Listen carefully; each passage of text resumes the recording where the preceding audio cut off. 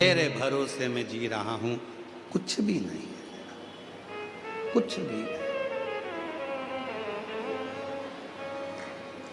हम उस पर आश्रित हो जाएं।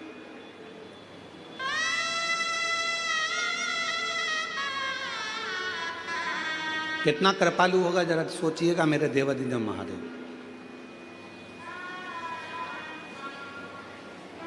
एक मधुरा नाम की अप्सरा थी, बहुत सुंदर थी, बहुत सुंदर। इतनी सुंदर अप्सरा थी, इतनी सुंदर अप्सरा थी कि उसको कोई देख लेता था तो कहते हैं कि वो 100-200 साल तो वहीं एक जगह पर खड़ा रह जाता था। इतनी सुंदर अप्सरा थी मधुरा,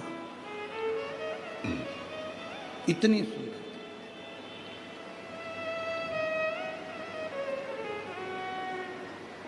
एक बार बाबा भोलेनाथ जी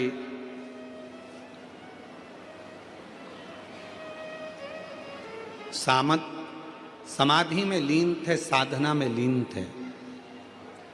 बहुत तेज जलवृष्टि हो गई, बहुत तेज।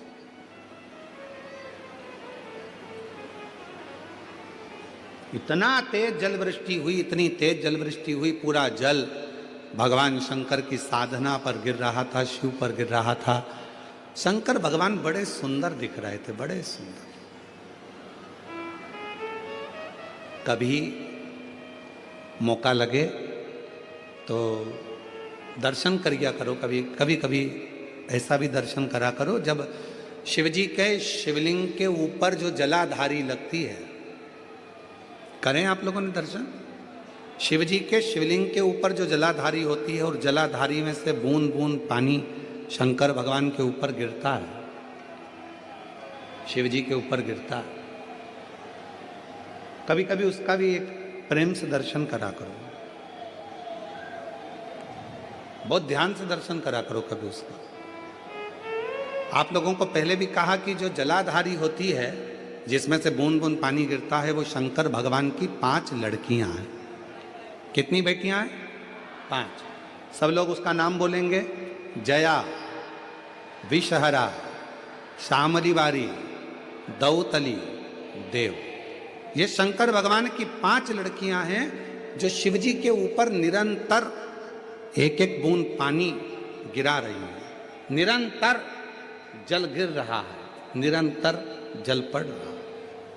कभी अगर मौका मिला करे तो एक बार जब आप शिव जी को जल चढ़ाने जाओ, लोटा भर के जल चढ़ाने जाओ, भगवान शंकर को जल अर्पित करने जाओ, तो कभी कभी अगर तुम्हारे थोड़ा सा समय तुमको तुम्हारे घर से अगर मिल जाए तो 2-5 मिनट शिव जी की जलाधारी में से जो पानी गिरता है उसका भी दर्शन करा करो, उसका दर्शन किया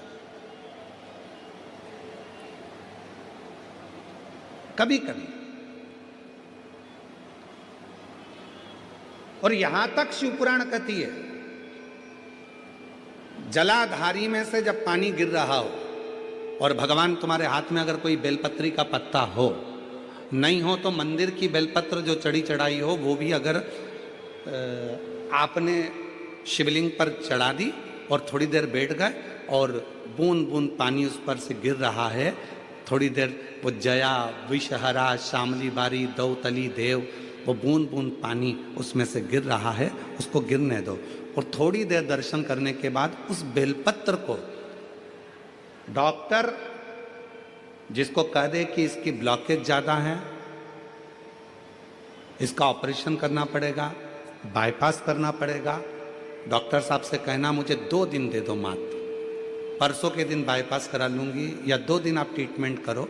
2 दिन जो शिवजी के जलाधारी में से पानी गिरता है, जया, विषहरा, शामली बारी, दौतली, देव, जो पानी को गिरा रही होती हैं, उसके नीचे रखी हुई बेलपत्र को यदि जिसके हार्ट में प्रॉब्लम हो, जिसके थायराइड की प्रॉब्लम होती है, अगर वो बेलपत्र को अगर उस व्यक्ति को 2 दिन एक चढ़ी हुई बेलपत्र फिर एक चढ़ी हुई बेलपत्र 2 दिन खिला दीजिए और तीसरे दिन फिर जांच कराइए, डॉक्टर आपको बोलेगा कि अभी ऑपरेशन की जरूरत नहीं है, दवाइयों से आराम लग जाए। दवाइयों से आराम, डॉक्टर को जरूर दिखाओ, डॉक्टर का इलाज करवाओ, क्योंकि हमारे यहाँ शिव महापुराण में डॉक्टर को शिव का एक रूप कहा गया है, शंकर भगवान को डॉक्टर कहा गया है, क्योंकि शिव और डॉक्टर दोनों को विश्वास का प्रतिबिंब कहा गया।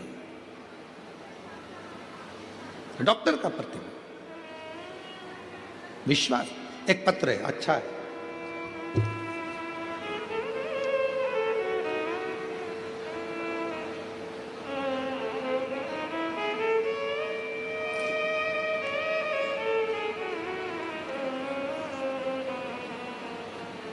उपासना है, ये शिव की साधना है, ये शिव की कृपा है, ये करुणा है, ये दया है।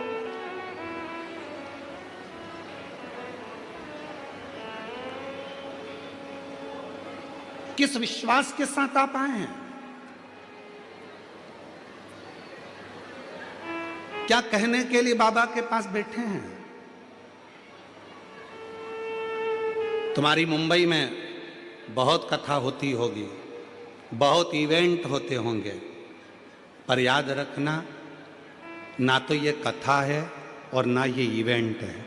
यहाँ तो जितनी बेटियां और जितने बेटे आए हैं वो अपने पिता से, देवाधिदेव महादेव से बात करने के लिए आए हैं, अपने बाप से मिलने के लिए।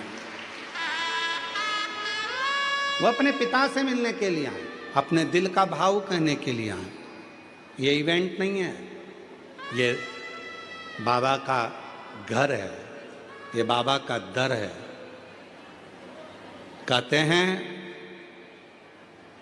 भूमि पर अगर एच लिखा होता है तो वह हेलीपैड कहलाता है, जहां हेलीकॉप्टर उतर जाता है। शिव महापुराण का जहां पंडाल लगता है, मेरा भोलेनाथ कैलाश पर से भ्रमण करता हुआ आता है और उस कथा के पंडाल में उतर जाता है। कथा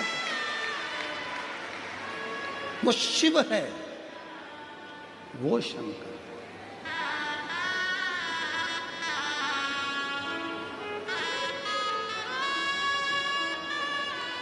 और मेरे भोले तेरा सहारा है,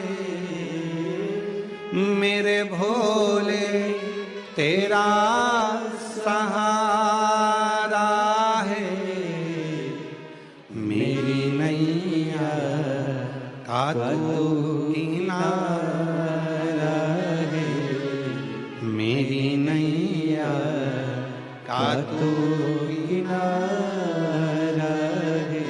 मेरे बाबा तुझे पुकारा है, मेरे बाबा तुझे पुकारा है, मेरी नैया का तू किनारा है, मेरी नैया का तू किनारा है।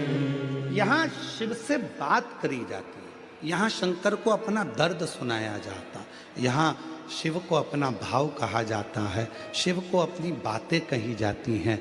यहाँ केवल कथा नहीं, यहाँ पिता के साथ में चर्चा होती है, बात होती है और शिव उसको स्वीकार करते हैं, शिव स्वीकार।